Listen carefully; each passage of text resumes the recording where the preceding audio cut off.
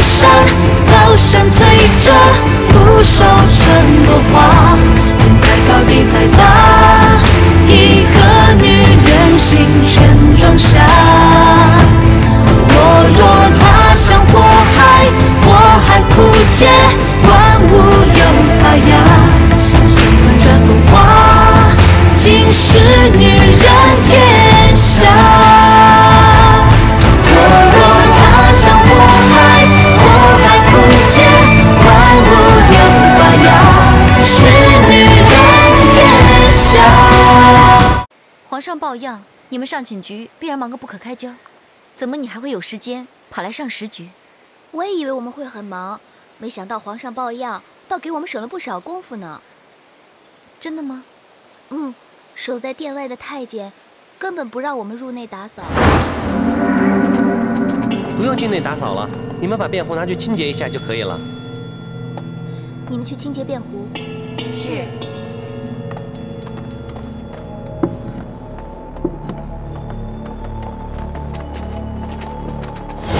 连寝宫也不用花费功夫清理，真清闲呀！哎，小凡姐，我要去蓬莱殿送膳食了，你请便吧。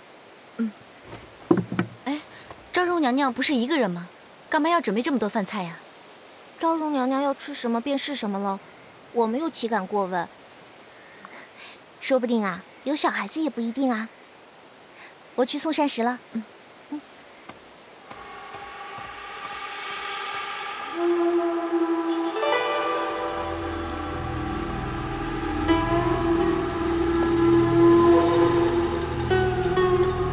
你为什么还举棋不定？就算拟好遗诏，可事关重大，岂能是尽如人意？再说，宣读遗诏的时候，恐难免生病。你大可安心，我已经替母后安排，各府调动数万精兵，昼夜兼程赶来，分左右营屯驻京城。还有最精锐的飞骑万骑，本宫早已安插好亲信做统领，到时候三军会合，既有府兵人数上的优势，又有精锐的飞骑万骑，精干灵活，到时候互不长短，以策万全。屯部重兵固然可保自身安全，但是以武只能屈人。试问皇后娘娘，怎样堵住百官悠悠之口？本宫打算由刑部尚书裴谭、工部尚书张熙处理国政，在东都留守。皇后娘娘果然部署周详严密，恍如铁桶一般。可是，如若百密一疏，恐怕后果堪虞。我相信皇后娘娘也不想功亏一篑吧。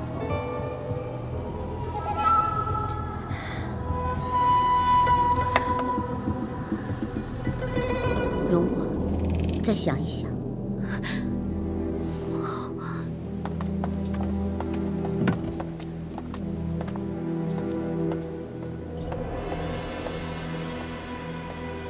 哎，小福姐。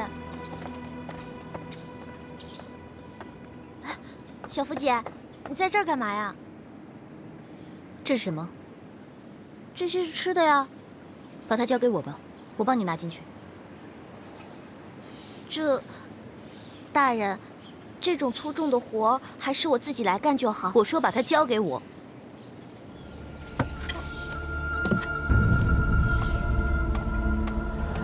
你拿就你拿嘛，难不成我还跟你争啊？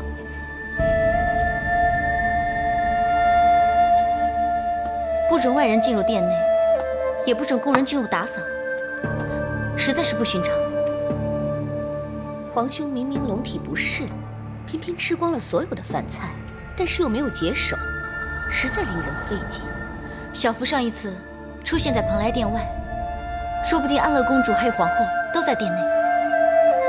当中实在是疑点重重，看来皇上并非龙体不振，想必其中一定是出了什么状况。难道皇上已经遭人毒手？可皇上皇后夫妻多年，又是安乐的父皇，应该不会如此歹毒害死皇上的。可皇后也却非等闲之辈，她最喜欢效法当年的母皇，尤其是母皇的狠毒。不，她自觉可以比母皇做得更加心狠手辣。母皇只会杀自己的儿孙，他或许会做得更加绝。那我们应该怎么做？我们根本进入不了殿内。拨开云雾，才可以得见青天。看来我们是时候当机立断了。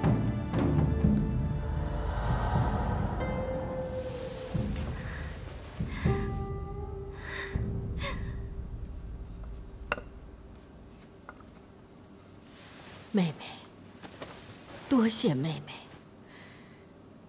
诏书的内容深得姐姐的心意。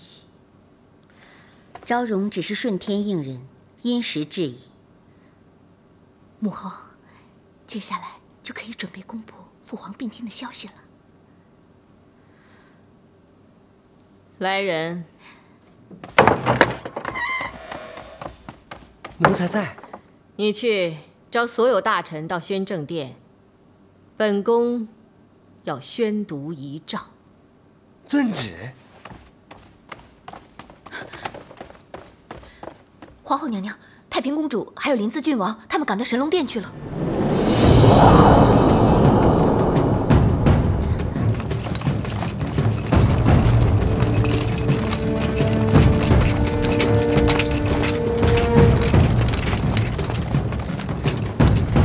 站住！谁都不可以进去！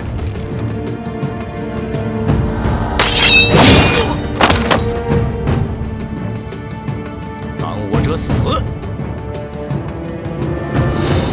本公主在此，谁敢无礼？让开！皇上，在，守在这里，没有我的命令，谁都不准进来。是。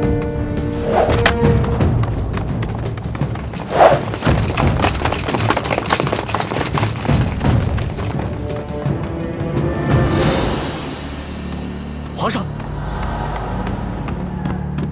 皇兄，皇上，皇兄，印堂发黑，看来是遭人毒害的。你好歹毒！皇兄，你死得好惨！皇兄，已经一忍再忍，为何还不能放过他？皇上，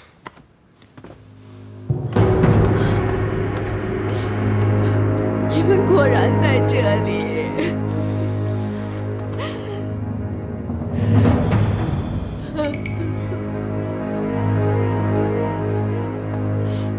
你告诉我，皇上到底是怎么死的？今日皇上龙体不适，御医诊治多日，仍未能根治。昨天晚上，病情急转直下，最终还是大幸病天了。皇上是因病驾崩的，是什么病？吃了什么药？皇上病天之时，谁在身边？谁可见证？你们这话是什么意思？如果不相信的话，大可以召御医来证实啊。如果皇上真的因病驾崩，为什么皇后没有马上公告天下，反而密不发丧？皇妹呀，皇上抱足病天，毅然发丧，只为引起胡乱猜测，谣言四起，导致天下大乱，社稷难有安宁。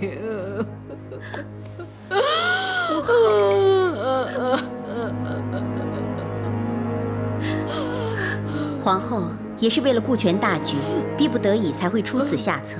你们不要妄自猜测。启禀皇后娘娘，已经通知各大臣齐集宣政殿，可以宣读遗诏了。皇后要宣读遗诏，遗诏的内容是什么？今晚不弄清楚遗诏内容之前，咱们谁也别想活着离开这里。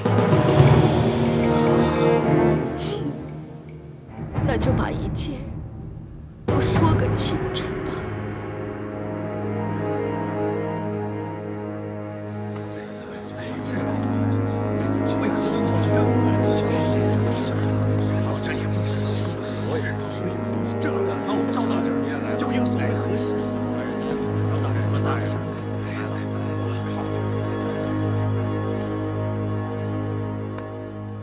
皇兄传位于皇后，封安乐公主为皇太女，这恐怕是皇后和安乐公主的一厢情愿吧。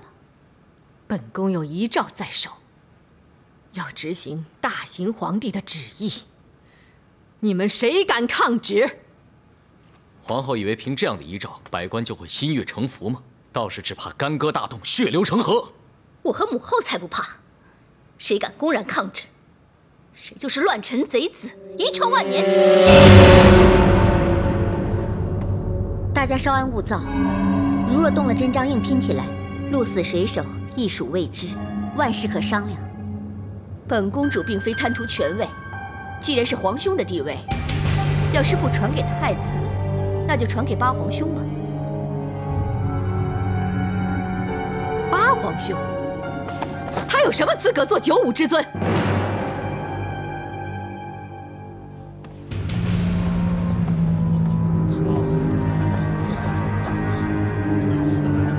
到底怎么回事啊？我们要等到何时？谁可以回答我？我们也不知道啊，王爷。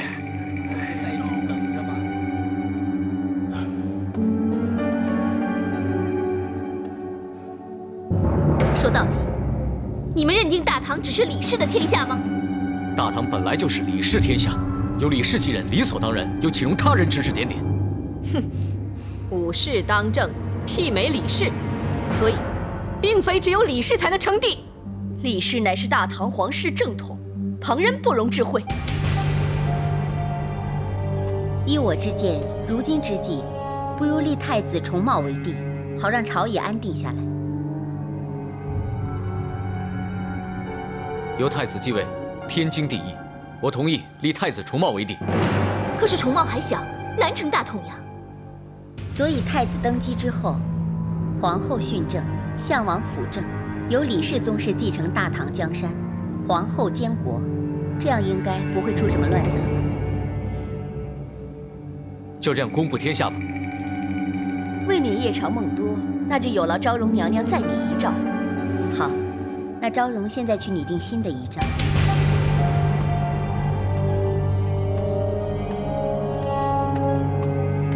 皇后不是召集了群臣聚集宣政殿吗？当务之急，我们还是先把事情向众位大臣交代清楚才是。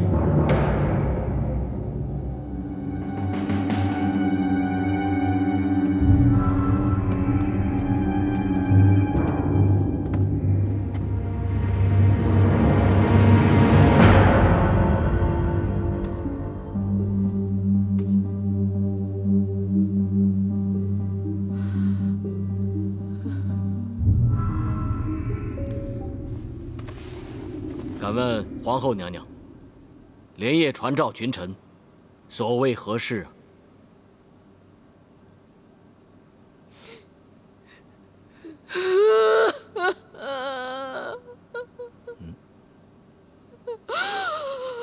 皇上疾病不愈，大行定天啊！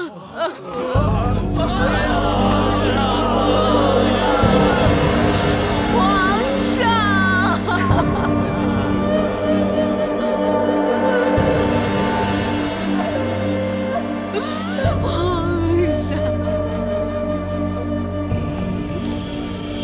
国不可一日无君。敢问先皇可有遗诏？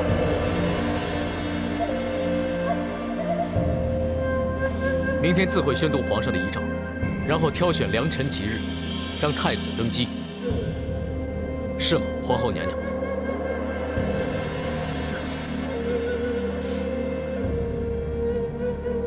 众爱卿，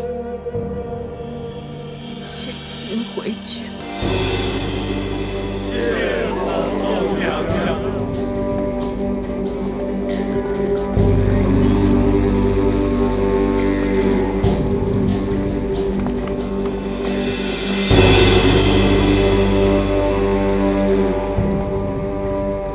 千辛万苦才镇杀了皇上，谁知始终未能登上帝位。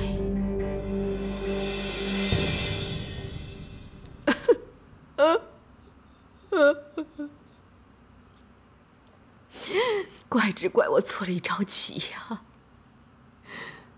我未能充分布置好兵力，让太平隆基有机可乘，逼我放弃登上帝位，到如今是功亏一篑。母后，事情尚未到不可逆转的境地，明天在上朝当众宣布遗诏，我们可以连夜再修改遗诏内容。不行，群臣已经知道太子要继位了，而且我们跟他们约定在先。如果我们出尔反尔，他们会翻脸无情的。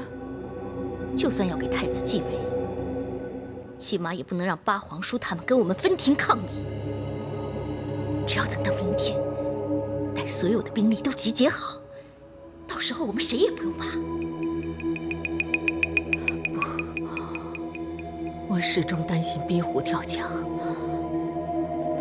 他们不会就此罢手的。明天我会亲自领兵，埋伏在殿外。母后依旧上朝宣读遗诏。如果姑姑和隆基他们有所不满的话，待他们离殿之后，就趁这时一举击杀，免除后患。只要他们二人一死，大局既定，谁还敢阻碍我们两个？到时，母后你只等机会，将新帝废除，再行登上帝位，就可以立女儿为皇太女了。这不是个千载难逢的好机会吗？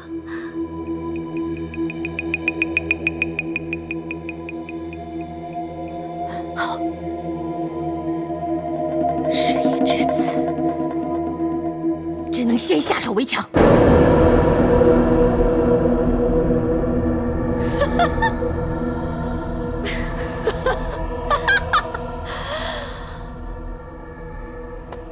皇上真的遭到毒手，凶手就是皇后跟安乐公主。显然是他们二人密谋弑君篡位，可惜苦无真凭实据，否则早已将他们二人正法，以为皇上在天之灵。想不到安乐公主竟然变得如此心狠手辣，连自己的父皇都不肯放过。今天的她早已经变得利欲熏心，再也不是昔日我们所认识的那个天真无邪、善良的安乐公主了。幸好我们及时阻止了他们宣读假遗诏，否则让他登上帝位，恐怕只会有更多的生灵涂炭。虽然说好让太子继承大统，不过恐怕依然不太稳当。依我看，还是让太子尽快登基，以决此二人的痴心妄想。跟弑君篡位的人协议，无疑等于与虎谋皮。恐怕没有等太子登基，他们已经篡夺皇位了。只要明天当众宣读遗诏，到时候哪怕皇后有天大的胆子，也不敢在群臣面前公然违抗圣意的。对，只要群臣站在我们这边，亮的二人也不敢做出什么事情。总而言之，明早上朝，我们见机行事。现在时候也不早了，我看我们就此告别，准备明天跟皇后好好周旋吧。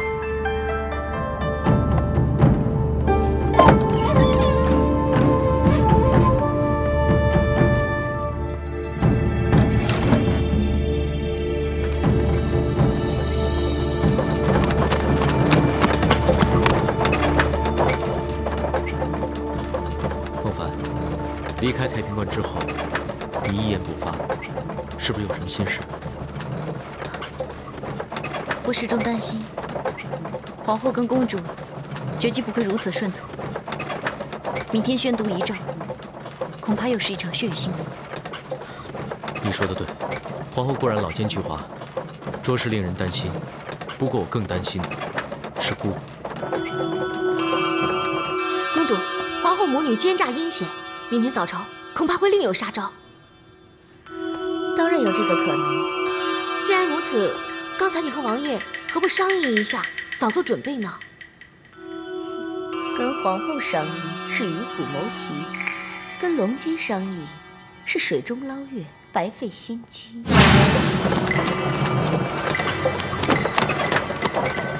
你们不是已经齐心协力，共同对付皇后他们吗？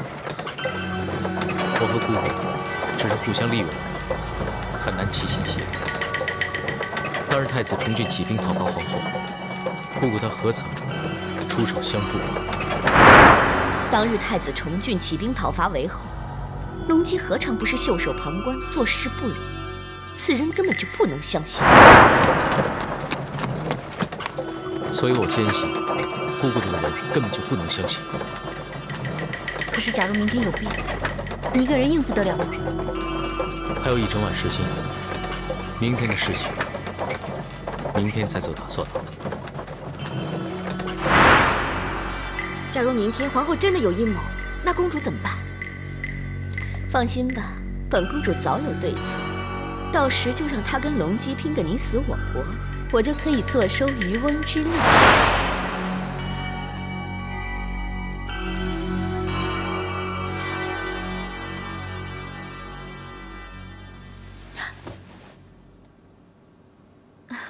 没事，继续吧。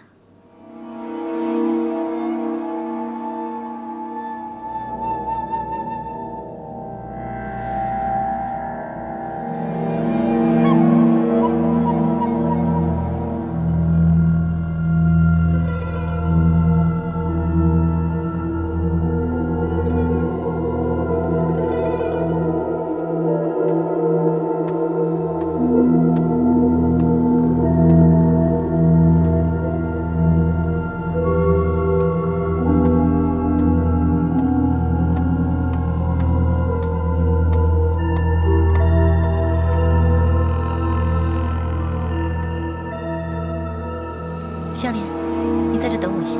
好的。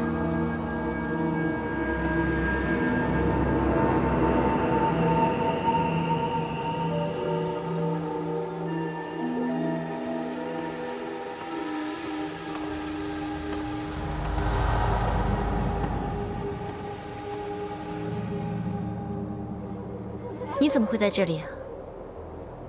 你在这里又做什么？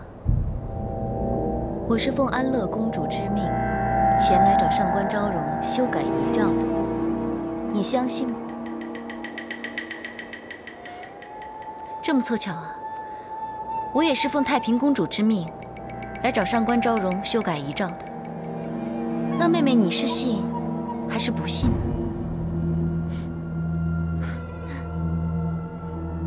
无论何时何地，我都还是那么喜欢看到你的笑容。谁不喜欢笑到最后呢？但是谁又知道，谁可以笑到最后？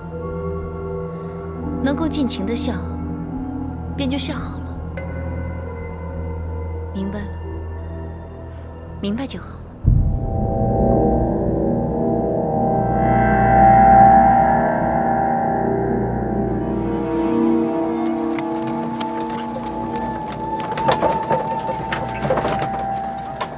刚才孟凡说，他是奉太平公主之命，去找上官昭容修改诏书。你相信吗？真的也好，假的也好，现在的孟凡已经不是昔日那个不会撒谎的孟凡。连你这个妹妹都看不透他，孟凡还真是变得不简单。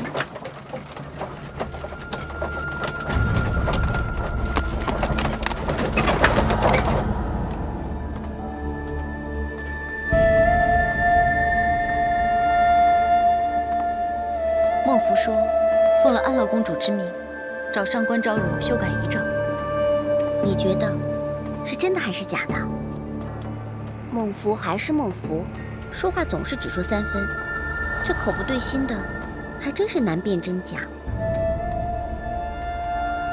小凡姐，你本来就是担心皇后娘娘还会动遗诏的脑筋，所以才来昭容娘娘这边打听的。如今孟福在这里出现，是不是？以皇后和公主的脾性，又岂肯甘愿屈服？看来明天，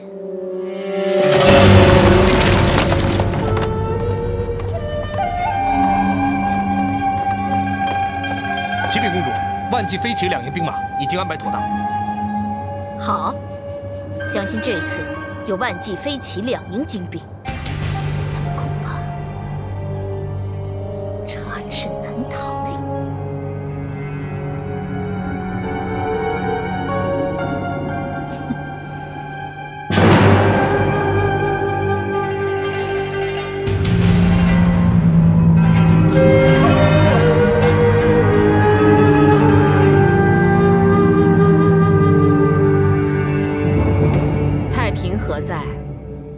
回皇后娘娘，大行皇帝暴卒宾天，公主殿下昨晚伤心过度，抱恙不适，未能临朝，还请皇后娘娘恕罪。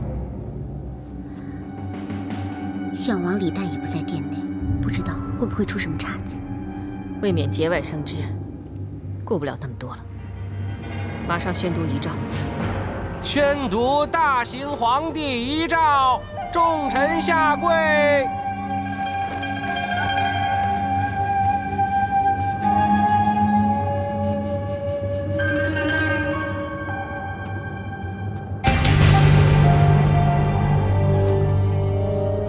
奉天承运，皇帝诏曰：朕以良德，承嗣披基，夙夜孜孜，寤寐不皇，惟久远之国际，疏之尽之。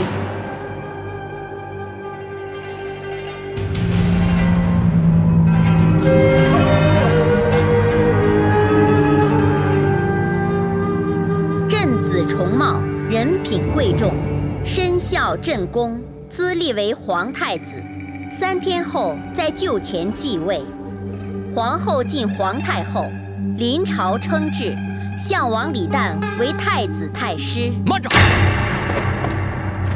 遗诏本来应该是皇后训政，同时要项王来辅政，如今为何忽然变成了皇后临朝行天子之事的临朝称制？我爹却变为了太子太师。太子称帝，何来太子？更何来太子太师？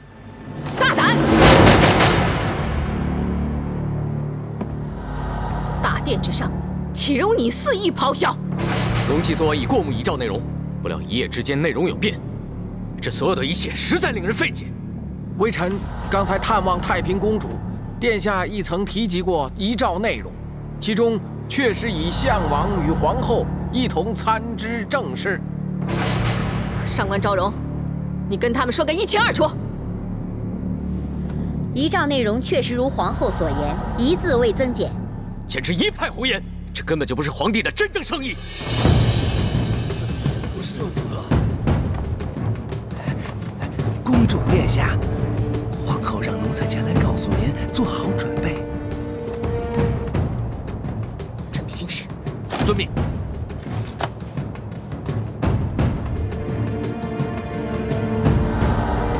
太子重茂上幼，由项王一同来辅政，最恰当不过。难道本宫就不能独立扶正吗？皇后娘娘，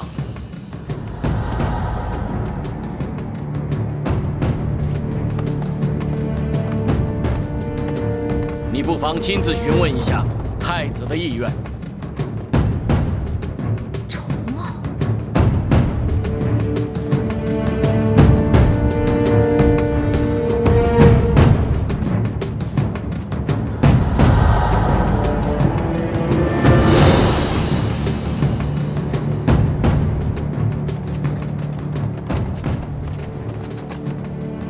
准备行事。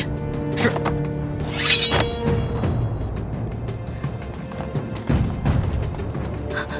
且慢！公主，现在是大好时机，现在不出兵，要等到什么时候？公主殿下，皇后说不要轻举妄动。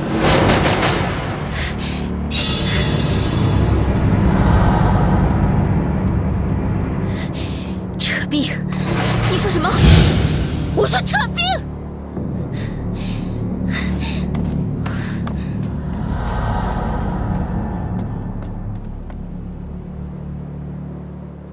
太平可恶，魏房有变，他切此必不上朝。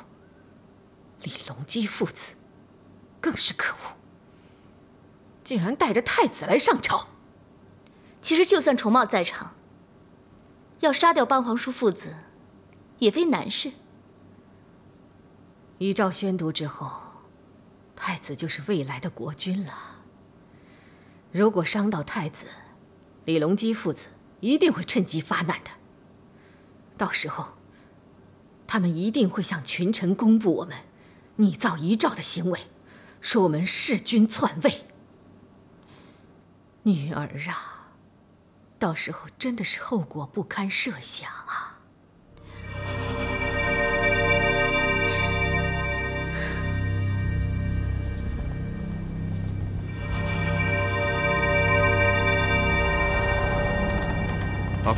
参见公主殿下。末将想知道公主殿下还有何吩咐？你们还有说什么？今天的事情已经完了，回去。哼，做事真没分寸，难怪他一事无成。朱将军。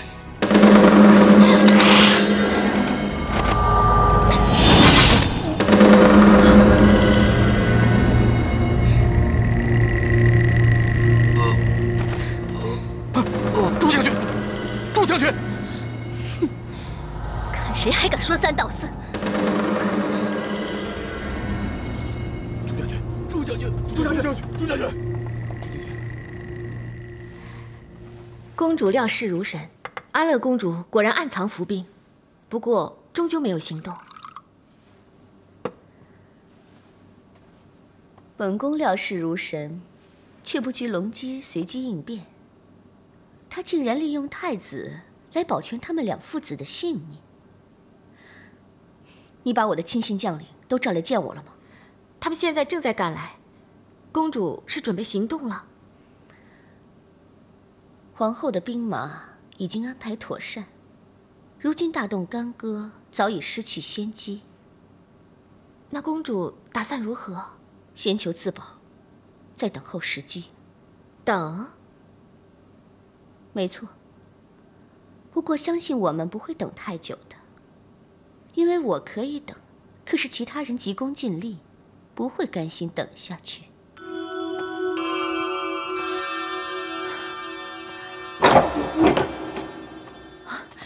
郡王爷，果然不出所料，皇后是想铲除我们。幸好郡王爷早有准备，让夏王带太子上殿，叫皇后投鼠忌器，不敢贸然造次。但是，皇后又怎么会轻易的罢休呢？她已经调了5万兵马屯驻京城，加上万骑飞骑2营兵力，可以说是已经把京城的命脉牢牢的握住了。那怎么办？事到如今，要对付皇后，就只有将她的兵力先行分化。可是府兵万骑营加上飞骑军，差不多有10万兵马，凭什么分化他们呢？方胜跟一些飞骑将军颇为熟络，我倒是可以让他暗中游说他们倒戈相向。即便游说不成，那也至少可以让他们犹豫一阵子。那你有没有想到怎样分化万骑营跟府兵的方法？还没有。不过不打紧，我们还有时间来想出一个万全之策。仔细点，都撒匀了。仔细的，注意火候。小鱼，丹华。好，看你们忙得不可开交的样子。啊，再这么忙下去啊，我就快命不久矣。我来帮你们吧。哦，好啊。小凡，谢谢你来帮忙。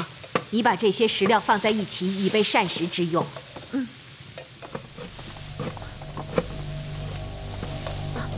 对了，姑姑，上时局为什么突然一下子要做那么多饭菜啊？安乐公主啊，既然一剑杀死了万骑营的朱将军，现在其他将领都快要兵变了，所以皇后娘娘为了安抚这班将领，我有特别设宴款待他们，希望替公主补偿一下，收买军心。一顿饭就想抵1条人命，娘娘可真会精打细算。孟凡，你什么时候学的这般冷嘲热讽、挖苦别人起来了？终究是1条人命啊！如果连句公道话都不可以说，那他不是太可怜了？你呀，永远也改不掉这口无遮拦的老毛病。在这宫里头，要说可怜的人，又何止他一个？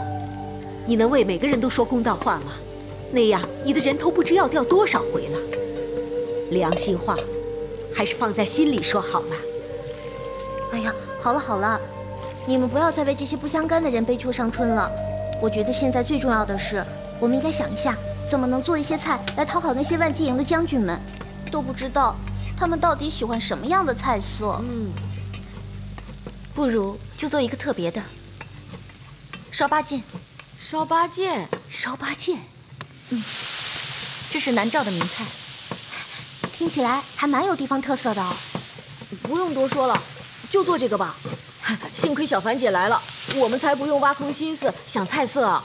好，那我们就忙起来吧。好。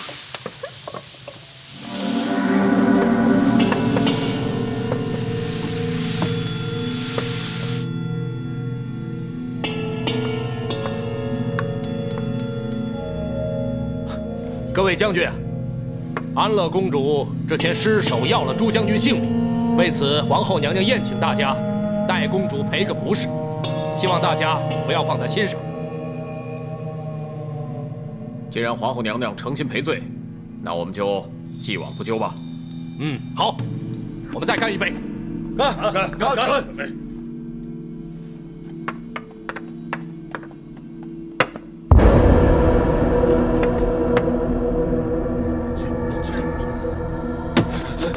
这是什么意思？把这里都清理干净了。知道了。小鱼，哎，把刚才没用完的食材送出去保管好。好的。内舍人，送给万骑军营的饭菜送过去了吗？已经送过去了。辛苦了。这一次皇后娘娘肯定会对大家奖赏一番。奖不敢受，但求无过，就已经心满意足了。你怎么搞的？对不起，对不起。这些食材弄的什么菜色？哦，这些是小凡姐教我们的烧八件。有问题吗？你怎么这么糊涂？肯定会坏事。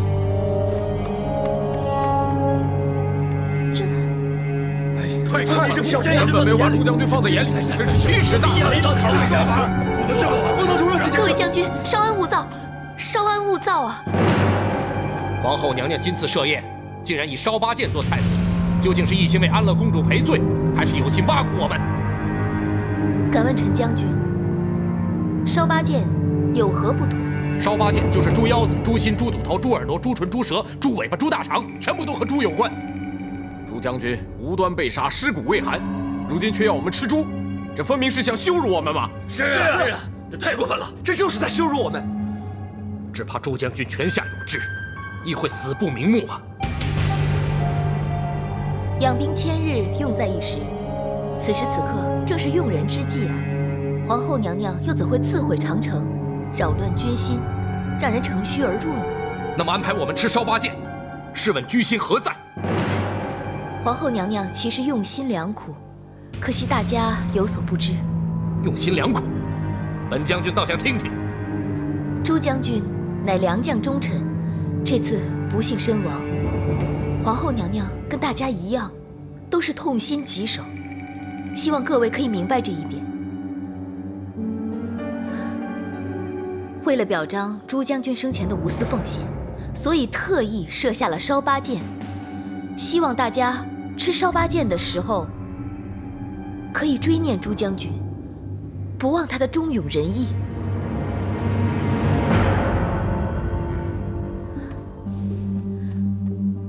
朱将军乃是我大唐的骄傲，值得我们敬仰。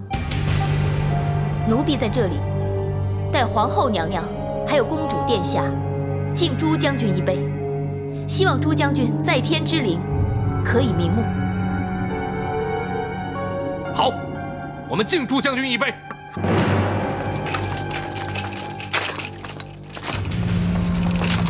希望饮过这杯酒，大家可以冰释前嫌，芥蒂尽除。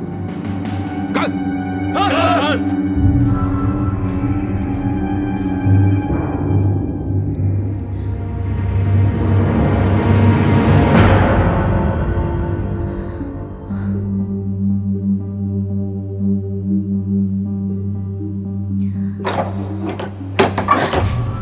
你回来了，没有让皇后的人发现吧？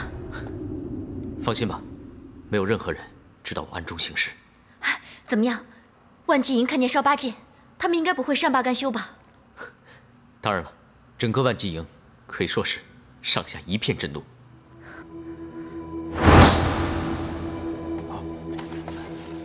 参见郡王爷。不必多礼。未知郡王爷突然到来，所谓何事？龙吉实不相瞒，今次冒昧到来，只是希望几位将军可以弃暗投明，共襄义举。大秦皇帝并天未己，可就凭刚才郡王爷所说的话，已经难逃大逆不道之嫌了。皇后觊觎皇位之心，路人皆知，难道未有犯上大逆之罪？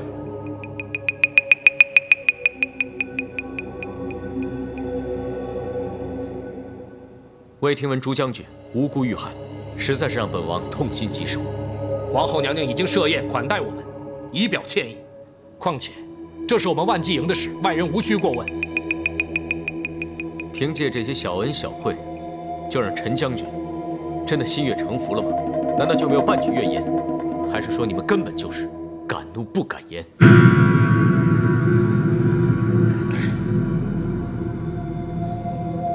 陈将军，皇后和安乐公主都是心狠手辣之人，我敢说你们其实早就心中有数。你们万纪营今为所用，只怕他日鸟尽弓藏，落得一如朱将军的悲惨下场。难道你们就真的甘心吗？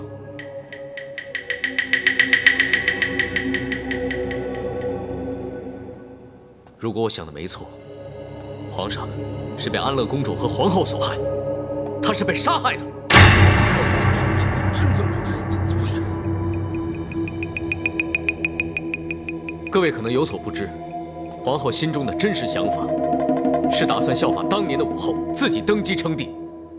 可如果任由皇后登基为帝，肆意妄为，恐怕天下就此杀戮不断，将会永无宁日。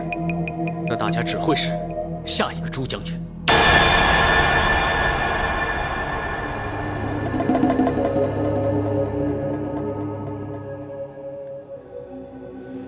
现在正是我大唐生死存亡之际，你们万纪营理应站出来，正社稷之危，解苍生之苦，救百姓于水火。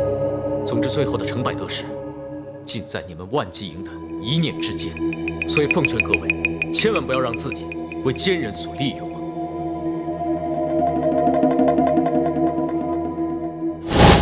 那么，万纪营已经答应跟我们联手了吗？对，有万纪营的首肯，我们对付皇后就多添了几分胜算。这是郡王爷之福，天下之福。